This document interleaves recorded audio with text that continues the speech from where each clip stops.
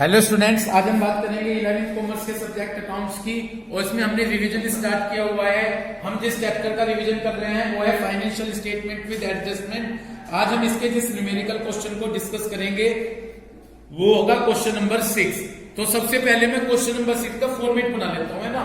तो जब मैंने स्टार्ट किया क्वेश्चन नंबर 6 तो सबसे पहले मैंने इसका फॉर्मेट बना लिया trading and P&L account. Trading and P&L account, तो ये मैंने फॉर्मेट बना लिया ट्रेडिंग और P&L अकाउंट। ठीक है भाई। तो यहां पर हमने फॉर्मेट बनाया पर्टिकुलर अमाउंट, ठीक है भाई, और उसके बाद पर्टिकुलर अमाउंट। ठीक, उसके बाद हमने यहां पर बैलेंस शीट का फॉर्मेट बना लिया। किसका फॉर्मेट बनाया जी? Balance sheet. बैलेंस शीट का हमारा फॉर्मेट है liabilities amount, assets amount. Clear? चलिए स्टार्ट करते हैं। सबसे पहले मैंने आपको बताया था कि कुछ कॉमन बेसिक आइटम्स लिखते हैं। वो कौन से आइटम्स हैं? Opening stock. तो सबसे पहले मैंने यहां पर लिखा टू ओपनिंग स्टॉक। देखिए जाकर कितना दिया गया है क्वेश्चन में, मैं भी चेक कर रहा हूं। बिल्कुल, सबसे स्टार्टिंग में दिया गया है ओपनिंग स्टॉक 75,000 रुपीज। यहाँ पे कोई आपको दिक्कत है क्या? तो यहाँ पर सबसे पहले हमने ओपनिंग स्टॉक लिख लिया 75,000 रुपीज। उसके बाद हम देखते हैं परचेस। ठीक है, बिल्कुल, बहुत बढ़िया। परचेस चेक करें, 8 लाख रुपीज है। मुझे सुने। और उसके बाद आप देखें कि यहाँ पर परचेस रिटर्न और सेल्स रिटर्न है क्या जी? दूसरे कॉलम में नीचे से second last return outward. Return outward तो है परचेस रिटर्न, और रिटर्न इनवॉइस से ऊपर दिया है वो है सेल्स रिटर्न। तो मैंने सबसे पहले यहाँ पर लिखा टू परचेस। क्या लिखा जी? परचेस। यदि मैं परचेस देखूं, परचेस है 8 लाख रुपीज। 8 लाख है क्या? इसमें से 8 लाख में से मैंने माइनस कर दिए परचेस रिटर्न। जाकर देखूं तो रिटर्न आउटवर्ड कितना है? 6,000। तो 8 लाख में से 6,000 गए, 7,94,000 रुपीज बचे। उम्मीद है यहां तक समझ गए बात। उधर लिख दूंगा क्रेडिट साइड में क्या? By sales. जाकर देखे सेल्स कितनी दी गई है? 12 लाख, 12 लाख, है ना जी। इस 12 लाख में से हमने माइनस किया sales return. Sales return inward दिया गया है 7,500। तो ये बचा 11,92,500 रुपीज। क्लियर है क्या बात सभी को? इसके बाद कहां पर जाइएगा? बैलेंस शीट में। बैलेंस शीट में जाकर यहीं से कट करके कैपिटल जाकर देखें ट्रायल बैलेंस में कितनी कैपिटल दी गई है। ट्रायल बैलेंस में भी मैं जाकर चेक करूं तो यहाँ पर कैपिटल है 2,50,000 रुपीज। समझ गए भाई? इसमें हम ऐड करेंगे सबसे पहले आईओसी। चेक करो आईओसी एडजस्टमेंट में आईओसी है क्या? एडजस्टमेंट में जाकर चेक करो। कहां पर जाकर चेक करोगे? एडजस्टमेंट में। एडजस्टमेंट में जाकर चेक कीजिए कि कहीं बिल्कुल आईओसी नहीं है। सही है? आईओसी नहीं है तो इसके बाद एक लाइन छोड़ दीजिए नेट प्रॉफिट या नेट लॉस की। ठीक है, उसके बाद जो आएगा यहां लिख देंगे। और इसके बाद 3 चीज देखिए। ड्रॉइंग, मैं बोल लू, मेरी बोलने से आवाज आएगी ना, मैं समझ रहा तुम सबको क्लियर हो गया। ठीक है ना जी? मुझे सुनिएगा। ड्रॉइंग, लाइफ इंश्योरेंस और इनकम टैक्स। देखिए जाकर मैं सबसे पहले कॉलम में चेक करता हूं। पहले कॉलम में कोई ड्रॉइंग्स नहीं है। दूसरे कॉलम में चेक करता हूं, कोई ड्रॉइंग्स नहीं। आप भी चेक करो, है क्या? है नहीं? चेक करो भाई सभी चीज। इस चीज को तो चेक करना पड़ेगा। है? लाइफ इंश्योरेंस प्रीमियम नहीं है, खाली इंश्योरेंस नहीं, लाइफ इंश्योरेंस प्रीमियम। और इनकम टैक्स नहीं है तो नहीं? तो भाई नहीं किया है, बस एज इट इज जो भी होगा हम इसको यहाँ पर बाहर शो कर देंगे। क्लियर? अब इसके बाद एक एक एडजस्टमेंट पर चलिएगा। पहला एडजस्टमेंट, कमीशन इंक्लूड्स। कमीशन में 1,600 रुपीज इंक्लूड्स है being commission receive in advance. तो कमीशन में 1,600 रुपए इंक्लूड है जो कमीशन आपने एडवांस रिसीव किया जी। इनकम के 2 कंसेप्ट थे, एक्रूड और अनअर्न्ड। एक्रूड का मतलब जो इनकम रिसीव करनी बाकी है, और अनअर्न का मतलब जो इनकम आपने एडवांस में रिसीव कर ली है। इतनी बात समझ में आ गई? तो इनकम के दो कंसेप्ट हैं। क्लियर है क्या बात? समझ में आ रही बात? तो ये कह रहे कि कमीशन में 1600 रुपए हैं जो कमीशन हमने एडवांस में रिसीव कर लिया था, यानी अनअर्न्ड कमीशन है, हमें एडवांस में मिल गया। पहले ऊपर जाके चेक करो कमीशन, पहले कॉलम का नीचे से तीसरा कमीशन क्रेडिट मिल गया। ठीक, इसे मैंने P&L के क्रेडिट साइड में लिखा। कहां लिखा? समझ गए भाई? क्यों लिखा क्रेडिट में? क्योंकि ये इनकम है हमारे लिए। अब पहला पॉइंट कह रहे आपने एडवांस में रिसीव कर लिया। अगर एडवांस में रिसीव कर रहे अनअर्न्ड, क्या है जी, और अनअर्न्ड को माइनस कर देते हैं। क्या कर देते हैं? माइनस कर दिया अनअर्न्ड कमीशन। कितना है अनअर्न्ड? 1600। 4600 से 1600 गए 3000 रुपीज। कोई दिक्कत? और दूसरी जगह ये अनअर्न्ड हमारे लिए लायबिलिटीज है, तो लायबिलिटीज में जाकर मैंने शो कर दिया अनअर्न्ड कमीशन 1600 रुपए। उम्मीद है आपके समझ में आ गया। समझ गए? एक तो इनकम का हुआ एक्रूड मिलनी बाकी है, और ये थी एडवांस में मिल गई, तो पर्टिकुलर इनकम में से माइनस कर दिया। दूसरी जगह हमारे लिए लायबिलिटीज है। ओके, क्लियर है भाई बात? इसके बाद दूसरे पर आ जाइए, वही आ गया फर्दर बैड डेब्ट्स वाला। कौन सा कंसेप्ट आ गया? ऊपर चेक करो, बैड डेब्ट्स और प्रोविजन फॉर बैड डेब्ट्स दोनों एक साथ दे रखे। पहले कॉलम में नीचे से पांचवा और चौथा आइटम मिल गया। तो इसके लिए सबसे पहले मैं कहां जाऊं? असेट्स में। असेट्स में जाके क्या लिखूं? डेटर्स। लिख लिए मैंने असेट्स में जाके, यहां पर डेटर्स लिख लिए। तो यहां पर जब मैं डेटर्स चेक करूंगा तो डेटर्स कितने दिए गए हैं? डेटर्स ऊपर चेक कीजिएगा, ट्रायल बैलेंस में कितने हैं। ट्रायल बैलेंस में डेटर्स चेक करो कितने दिए गए हैं। पहला ही दूसरे कॉलम का पहला 82,000। तो डेटर्स हमने 82,000 रुपीज जाकर असेट्स में लिख लिए। उसके बाद नीचे एडजस्टमेंट में जाएं, सेकंड एडजस्टमेंट में क्या दिया गया है? Further bad debt. समझ में भी आ रहा आपके? सबसे पहले डेटर्स लिख लिए कितने? 82,000। इसमें से अब क्या माइनस करूंगा? FBD, further bad debt. कितने हैं फर्दर बैड डेट? 2000 है। ठीक है जी, तो फर्दर बैड डेट्स मैंने 2000 लिखे, 82 में से 2 गए। समझ लीजिए आ गई? ठीक, देखो फिर सेकंड एडजस्टमेंट में फर्दर बैड डेट्स माइनस कर दिए 2000। प्रोविजन कितने परसेंट कह रहे हैं? तो माइनस कर दिया प्रोविजन। इस 80,000 का कितने परसेंट? 5, तो 4000 आ गया। इस 80,000 से 4000 माइनस करेंगे तो 76,000 बार लिख दिए। ये पहला स्टेप क्लियर।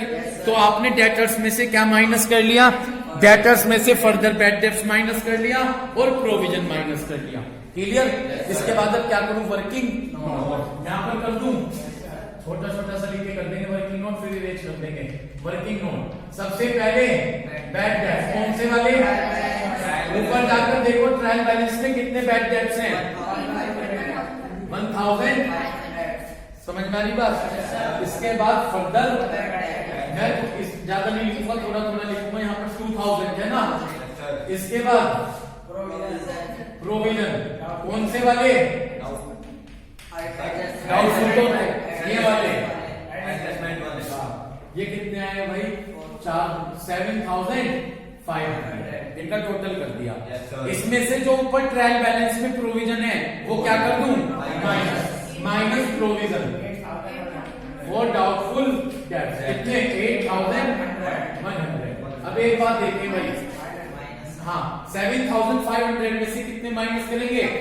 तो माइनस के 600 बचेंगे। माइनस के 600 है तो P&L के क्रेडिट साइड में।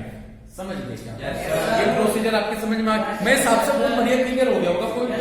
ठीक, अब क्रेडिट बचा, तो क्रेडिट बचा को उल्टा लेकर चलिए। क्रेडिट बचा तो कैसे लीजिए? क्योंकि उल्टा रिवर्स कर दीजिए। ठीक है, रिवर्स कर चलिए, रिवर्स कर दीजिए। यहां से लिखिएगा by provision for doubtful debts कितने? 8,100। और ये तीनों आइटम बैड डेट्स, एफबीडी और प्रोविजन माइनस बैड डेट्स कितने हैं जी? 1500। उसके बाद minus FBD 2000 minus provision, provision कितने हैं 4000। ओके, ये माइनस करके बच गए 600 रुपीज। ये है आपका एडजस्टमेंट। क्लियर हो गया? चलिए थर्ड एडजस्टमेंट पर मूव कीजिए। Expenses paid in advance. आपने एक्सपेंसेस एडवांस में पे किए, वेजेस 5000 रुपए और इंश्योरेंस। यदि आप कोई खर्चा एडवांस में पे करते हैं वो प्रीपेड कहलाता है। क्या कहलाता है? प्रीपेड कहलाता है। इतनी बात क्लियर हो गई? कौन कौन से खर्चे एडवांस में पे किए? वेजेस। ऊपर जाकर ट्रायल बैलेंस में चेक करें कि वेजेस कितनी है। 125 है, तो आपने यहाँ पर ट्रेडिंग अकाउंट में जाकर वेजेस लिखा। वेजेस कितना है? 1,25,000 माइनस प्रीपेड। जो खर्चा एडवांस में दे देते हैं वो क्या होता है? और उसे क्या कर देते हैं? माइनस। तो माइनस करके बचे 1,20,000। समझ गए? दूसरी जगह प्रीपेड हमारे लिए असेट्स है, तो असेट्स में जाकर मैंने यहाँ पर लिखा प्रीपेड वेजेस। क्या लिखा? Prepaid wages. कितनी? 5,000। उम्मीद कर रहा है ये भी कंसेप्ट क्लियर हो गया होगा। फिर एक और एक्सपेंसेस एडवांस पे कर रखा, इंश्योरेंस। कितना है इंश्योरेंस? 1200। ऊपर जा जी, पहले कॉलम का नीचे से लास्ट, पहले कॉलम का नीचे से लास्ट इंश्योरेंस कितना दिया गया है? इंश्योरेंस आता है P&L अकाउंट के डेबिट साइड में, तो मैंने यहाँ पर P&L के डेबिट साइड में लिखा टू इंश्योरेंस। ठीक है जी, कितना है? 8,400। आपने इंश्योरेंस की एडवांस पे कर रखा 1200 रुपए, तो पर्टिकुलर एक्सपेंसेस में से माइनस कर देते हैं। माइनस प्रीपेड कितना दे रखा है एडवांस में? 1200। तो 8,400 से ये गए 7,200। और दूसरी जगह प्रीपेड हमारे लिए असेट्स है, तो हमने यहाँ पे लिख दिया प्रीपेड इंश्योरेंस। कितना लिख दिया? 1200। समझ गए? चलिए नेक्स्ट एडजस्टमेंट पर। ये बहुत अच्छी तरह से समझना है। रेंट और सैलरी क्या दी गई है? रेंट और salary have been paid for 11 month. आपने रेंट और सैलरी कितने महीने की पे कर रखी? 11 मंथ की पेड कर रखी। पहली बात, साल में होते हैं 12 महीने, आपने 11 मंथ की दे रखी, तो 1 महीने की देनी बाकी है। और जो देनी बाकी है उसे हम बोलते हैं आउटस्टैंडिंग। उसे हम क्या बोलते हैं? समझ गए? ऊपर जाकर चेक करो कितनी है रेंट? 5,500। एक बार यहाँ मैं यहाँ पर रफ कर रहा हूँ। रेंट 5,500 है, 11 से डिवाइड कर दो तो 1 महीने के 500 रुपए आ गए। साल में 12 महीने होते हैं, लेकिन कहा गया है कि रेंट हमने कितने महीने का पे किया?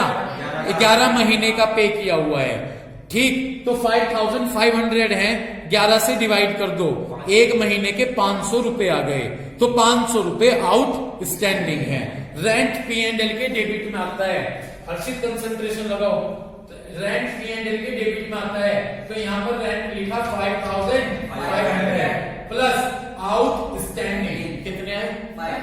1 महीने के 500 हैं, तो 500 ऐड कर दिए, ऐड करके आगे 6,000।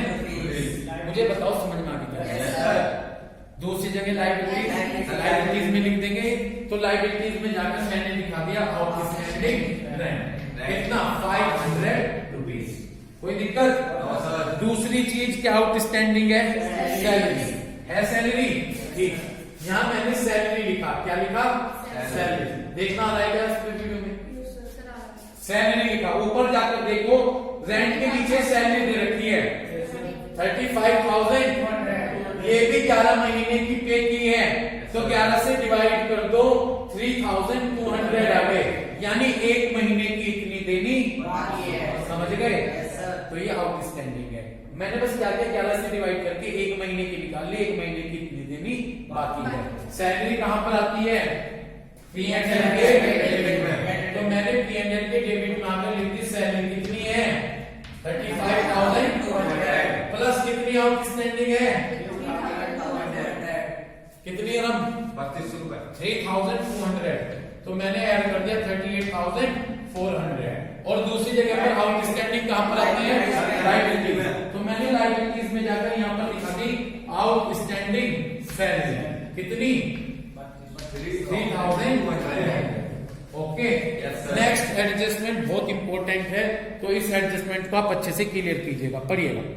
लोन फ्रॉम एक्स, हमने एक्स से लोन ले रखा है। क्या ले रखा है? हमने एक्स से लोन ले रखा है, उस पर हमें 18% का क्या पे करना है? इंटरेस्ट पे करना है। उस पर हमें 18% का इंटरेस्ट पे करना है। समझ गए? दूसरे कॉलम में जाकर दूसरा आइटम देखो, लोन फ्रॉम एक्स, कितना लोन ले रखा? ले रखा। देखो जी 10,000 का लोन ले रखा। नीचे एडजस्टमेंट में कहा कि इस पे 18% का क्या देना? इंटरेस्ट, यानी 1,800 रुपए का इंटरेस्ट पे करना है। समझ गए? पहले ये देखो, दोबारा से ऊपर जाकर देखो, ट्रायल बैलेंस में लोन कितना लिया गया है? 10,000 रुपीज का। उस 10,000 का कितने परसेंट निकाल दिया? 18%। तो 10,000 का 18% निकाल के कितना आया? 1,800 रुपए आया। 1,800। वहीं जाकर देखो लोन के नीचे ही इंटरेस्ट ऑन एक्स लोन लिखा है। लिखा है कितना? लिखा है इंटरेस्ट ऑन, यानी 1,500 रुपए तो आपने पे कर दिए। कितना आया था इंटरेस्ट निकल के? 1,500 तो दे दिए, कितने और देने बाकी हैं? तो 300 आउटस्टैंडिंग है इंटरेस्ट ऑन लोन। समझ गए? एक बार दोबारा से सुनो, 10,000 का लोन लिया था, 10,000 का 10,000 का 18% निकाल लिया, 1,800 आ गया, तो आपको इंटरेस्ट कितना देना था? 1,800। वहां जाके देखो कितना? 1,500 रुपए आपने क्या कर रखे? पे कर रखे, तो 300 और पे करने हैं। समझ गए? देखो जी, पहले मेरी बात सुनो, एक्स लोन हमारे लिए लायबिलिटी है, तो लायबिलिटी में जाके मैंने एक्स लोन लिख दिया 10,000 रुपीज। ये हमारे लिए क्या थी? ये हमारे लिए लायबिलिटीज थी, जाकर 10,000 लिख दिए। कितने आउटस्टैंडिंग है इंटरेस्ट के? 300। समझ में आगे कैसे है? वो ऐड कर दो, प्लस आउटस्टैंडिंग इंटरेस्ट 300 रुपए, तो बाहर ऐड करके लिख दिया 10,300। ये बात क्लियर? दूसरी जगह इंटरेस्ट ऑन लोन यहां पर लिखते हैं हम पे एंड करंट, क्योंकि हमारे लिए एक्सपेंसिव है 1,500 रुपए, और 300 रुपए क्या है? आउटस्टैंडिंग। वो हमने आउटस्टैंडिंग इंटरेस्ट ऐड कर दिया 300 रुपए, बाहर जोड़ करने के लिए 1,800। समझ गए हो तो बताओ, अगर नहीं समझे दोबारा फिर पूछ लो। तो लोन हमारे लिए लायबिलिटीज है, लायबिलिटीज में जाकर लोन में कितने ऐड कर दिए? आउटस्टैंडिंग 300 ऐड कर दिए। ऐड करने के बाद कितने हो गए? 10,300, और इंटरेस्ट हमने पे किया था 1,500, आउटस्टैंडिंग ऐड कर लिख दिए। क्लियर? आगे चलो। फर्नीचर पर 15% डेप्रिसिएशन है, और मोटर कार पर कितना है? तो जाकर असेट्स में पहले डेप्रिसिएशन माइनस कर दूं, जाकर चेक करें फर्नीचर कितना है, ऊपर चेक करें जाकर ट्रायल बैलेंस कितना है जी? सही बताया? फर्नीचर 20 माइनस डेप्रिसिएशन कितने परसेंट? इस 20,000 का जब 15% निकालेंगे तो कितना जाएगा? 20,000 का 15% 3,000 कितना जाएगा? और बाहर बचे 17,000 रुपीज। दूसरी जगह डेप्रिसिएशन हम लिखेंगे P&L के, तो डेप्रिसिएशन ऑन फर्नीचर कितना जी? 3,000 रुपीज। समझ गए? उसके बाद दूसरा किस पर डेप्रिसिएशन है? Motor car. ऊपर मोटर कार चेक करें कितनी है मोटर कार? 1,50,000 है भाई मोटर कार। तो हमने मोटर कार लिखी 1,50,000 रुपीज, माइनस डेप्रिसिएशन कितने परसेंट? 30,000। इसका 150 का 20% 30, 120 बच गए। और दूसरी जगह डेप्रिसिएशन कहाँ लिखेंगे? तो डेप्रिसिएशन ऑन मोटर कार कितना? 30,000 रुपीज। उम्मीद है यहाँ तक क्लियर हो गया। लास्ट एडजस्टमेंट, लास्ट एडजस्टमेंट क्या दिया गया है? क्लोजिंग स्टॉक कितना है भाई? क्लोजिंग स्टॉक दो जगह पर लिखते हैं, एक तो ट्रेडिंग अकाउंट के बाय साइड में, बाय क्लोजिंग स्टॉक कितना है? 60। तो मैंने यहाँ पर लिख लिया 60,000। दूसरी जगह हमारे लिए क्या है? ये असेट्स। तो असेट्स में जाकर मैंने लिख लिया यहाँ पर क्लोजिंग स्टॉक कितना? 60,000 रुपीज। उम्मीद है यहाँ तक एडजस्टमेंट क्लियर हो गए होंगे। बड़ा अच्छा न्यूमेरिकल था, बहुत अच्छे एडजस्टमेंट थे। अब ऊपर से आ जाइए, ऊपर से एक एक आइटम देखते चलिए, जो आपको लगता है कि आइटम लिख चुके हैं देखिए, और अदरवाइज छोड़ते चलिए। सबसे पहले पहला कॉलम पूरा करेंगे, है ना जी? स्टॉक, स्टॉक हमने लिख दिया।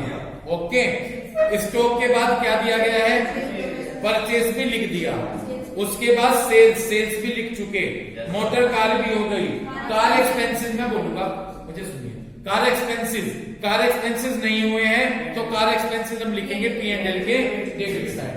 तो हमने यहाँ पर P&L के डेबिट साइड में लिख दिया कार एक्सपेंसेस, कितने हैं जी 42,000 रुपीज। ठीक, उसके बाद कार के बाद हम चले रेंट पर, रेंट हमने कवर कर दिया, देखिए ये हो रहा है रेंट कवर। रेंट के बाद हमारा सैलरी ये हो गया, उसके बाद बैड टैक्स भी हो गया, प्रोविजन फॉर बैड टैक्स भी हो गया, उसके बाद कमीशन भी हो गया, वेजेस भी हो गई, उसके बाद इंश्योरेंस भी हो गया। पहला कॉलम कंप्लीट।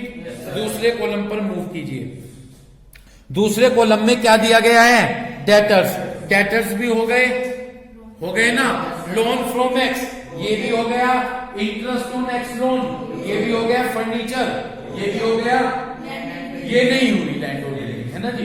तो जब लैंड और बिल्डिंग नहीं हुई, हमने यहाँ पर लिख दिया लैंड और बिल्डिंग। कितनी दी गई है लैंड, 2 लाख रुपीज, समझ गए। उसके बाद कैपिटल हो गई, उसके बाद क्रेडिटर्स नहीं हुए, क्रेडिटर्स हमारे लिए क्या है, तो यहाँ पर लायबिलिटीज में मैंने क्रेडिटर्स लिख लिए, कितने 91,300। क्रेडिटर्स के बाद रिटर्न इनवार्ड और रिटर्न आउटवर्ड दोनों हो गई, कैश इन हैंड ये भी हुआ, तो ये हमारे लिए असेट्स है, कैश इन हैंड। ठीक है भाई, कितना दिया गया कैश इन हैंड, 16,400। समझ गए भाई, ठीक है जी। तो ये क्वेश्चन आपका क्लियर हुआ। एक बार क्वेश्चन नंबर आप 4 देख लें। 4 के एडजस्टमेंट जल्दी से समझते चलें, जितना टाइम बचा है मैं आपको बता देता हूं। ठीक, पहला सैलरी 100 रुपीज और टैक्सेस 200 रुपीज आउटस्टैंडिंग है। पहले सैलरी चेक करो, ऊपर सैलरी दी गई है क्या, क्वेश्चन नंबर 4 करवानों में है ना, सैलरी है ऊपर, सैलरी नहीं है, तो इसे क्या कीजिएगा, P&L के डेबिट में लिख देना और सैलरी आउटस्टैंडिंग के नाम से और लायबिलिटीज लाइन देना। ठीक, अब 200 रुपए आउटस्टैंडिंग है टैक्स के, और आगे इंश्योरेंस 50 रुपए प्रीपेड के रखे। ऊपर जाके देखो दोनों चीज एक साथ दे रखी, टैक्स और इंश्योरेंस। तो भाई टैक्स के तो इसमें क्या करियो, 200 रुपए आउटस्टैंडिंग जोड़ दियो और ये 200 रुपए लायबिलिटीज में लिख दियो, और इंश्योरेंस के 50 रुपए प्रीपेड माइनस कर दियो और दूसरी जगह असेट्स में लिख दियो। ठीक है भाई। दूसरा एडजस्टमेंट ये कहा गया कि कमीशन 100 रुपए रिसीव इन एडवांस, आपने 100 रुपए कमीशन के एडवांस में रिसीव किए, 100 रुपीज है ना। तो भाई अनअर्न्ड इनकम देखो, जैसे बोर्ड पे जाके देखो, कमीशन में से अनअर्न्ड माइनस कर रखे मैंने, ठीक है ना, कमीशन में से क्या कर रखे ये, तो इसमें से माइनस कर दियो, दूसरी जगह लायबिलिटीज में शो कर दियो। क्लियर। इंटरेस्ट 210 रुपए आपने डिपॉजिट के रिसीव किए, देखो ऊपर जाके देखो डिपॉजिट है, डिपॉजिट 4000 रुपए दे रखे, ये डिपॉजिट का मतलब है हमने पैसे जमा कर रखे, तो ये हमारे लिए असेट्स है। तो असेट्स में जाके 4000 रुपए लिख के है, उसमें नीचे जितना इंटरेस्ट है 210 रुपए ये ऐड कर दियो, ये तो असेट्स में हो जाएगा, और दूसरी जगह 210 रुपए इनकम है, तो P&L के क्रेडिट साइड में लिख दियो। इतनी बात क्लियर होगी। इसके बाद नेक्स्ट इसमें क्या रखा है, इंटरेस्ट ऑन बैंक ओवरड्राफ्ट। भाई बैंक ओवरड्राफ्ट मतलब बैंक लोन, बैंक ओवरड्राफ्ट का मतलब क्या हुआ है, ऊपर जाके देखो बैंक ओवरड्राफ्ट है क्या, तीसरा, तो लायबिलिटी साइड में जाइयो, ये बैंक ओवरड्राफ्ट लिख लियो, उसमें ये इंटरेस्ट कितना 300 रुपए ऐड कर लियो, दूसरी जगह इंटरेस्ट हमारे लिए एक्सपेंसेस है, तो P&L के डेबिट में लिख लियो। ठीक है। नेक्स्ट क्या है जी, बैड डेब्ट्स प्रोविजन। जो बैड डेब्ट्स प्रोविजन को तो मैंने आपको समझा दिया था, तो बैड डेब्ट्स प्रोविजन का तो कंसेप्ट आप अपने हिसाब से कीजिएगा। इतनी बात क्लियर होगी, कर लोगे इसका। ठीक, नेक्स्ट क्या है, डेप्रिसिएशन लगाना फर्नीचर पर कितने %, एक बार फर्नीचर चेक करो पर कितना है, 600 है और 10% डेप्रिसिएशन है, तो असेट्स में जाके फर्नीचर लिख लो 6000 माइनस डेप्रिसिएशन, 6000 का कितने %, 60 रुपीज आ जाएगा, 6000 है ना, 600 है, तो फर्नीचर 600 है, तो 600 का 10% 60, तो 60 घटा के तो बाहर लिख दियो, और दूसरी जगह 60 रुपीज कहां लिख दोगे, P&L के डेबिट। समझ गए, कहां लिखोगे, P&L के डेबिट साइड। नेक्स्ट चलो जी, क्या दे रखा, नेक्स्ट है जी क्लोजिंग स्टॉक। क्लोजिंग स्टॉक का पता आपको, एक तो ट्रेडिंग अकाउंट के क्रेडिट साइड में लिखा है और दूसरी जगह कहां पे लिखते हो? तो इस तरह से सारे एडजस्टमेंट मैंने आपको समझा दिए। क्लियर है? बस इसमें इतना ही करेंगे। तो उम्मीद करता हूं कि इस वीडियो को देखकर ये हमने क्वेश्चन नंबर 6 किया है, आप इसको बड़े अच्छे से क्लियर करेंगे। Thank you.